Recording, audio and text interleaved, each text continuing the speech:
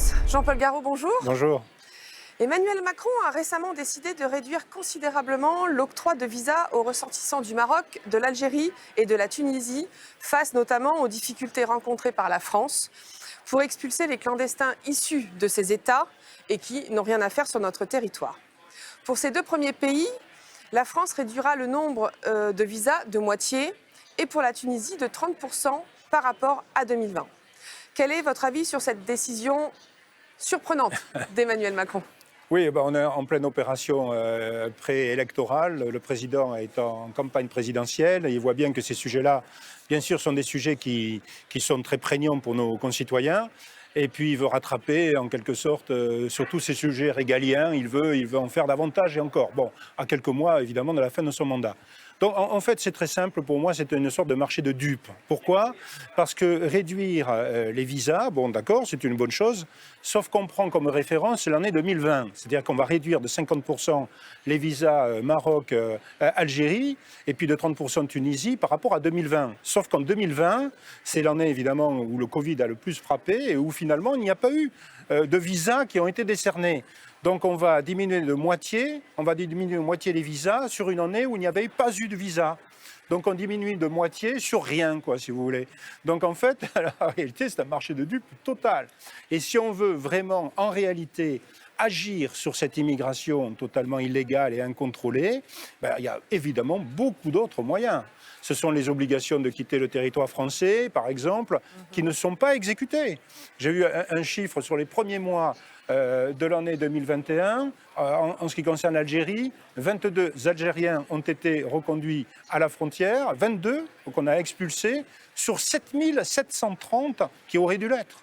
0,28%. Alors bon, il faut être sérieux. Or, on ne l'est pas du tout. Et puis, bien entendu, il y a d'autres moyens. Ce sont bien sûr les frontières, ce sont bien sûr la réforme totale de l'immigration en France, mais ça, évidemment, Emmanuel Macron n'en veut pas en réalité.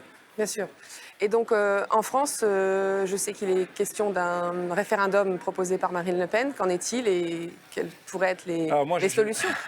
Moi, j'ai eu la chance, je dirais, de pouvoir travailler là aussi sur ce sujet, qui sont mes sujets. On a présenté très récemment ce projet de loi référendaire. Marine Le Pen l'a présenté. J'étais en compagnie d'Hervé Fabre-Brespi, qui est conseiller d'État.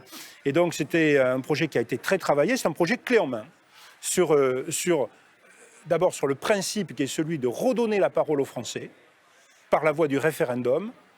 C'est curieux que personne ne l'ait fait sur un sujet aussi important, parce que les Français, quelles que soient d'ailleurs leurs opinions politiques, veulent avoir la parole sur ce sujet d'immigration. Ils veulent l'avoir.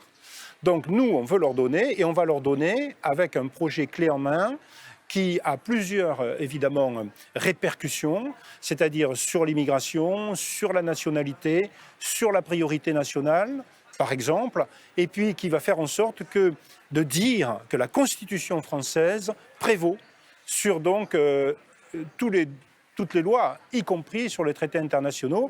Et s'il est nécessaire, on renégociera un certain nombre de traités, comme Schengen par exemple. Donc c'est capital. Et on arrive avec ce projet en main. Personne ne l'a fait. Tout le monde parle d'immigration, tout le monde, tous les candidats potentiels. D'ailleurs, c'est assez étonnant de voir que tout le monde vient sur notre terrain. Finalement, c'est une forme de reconnaissance. Très bien.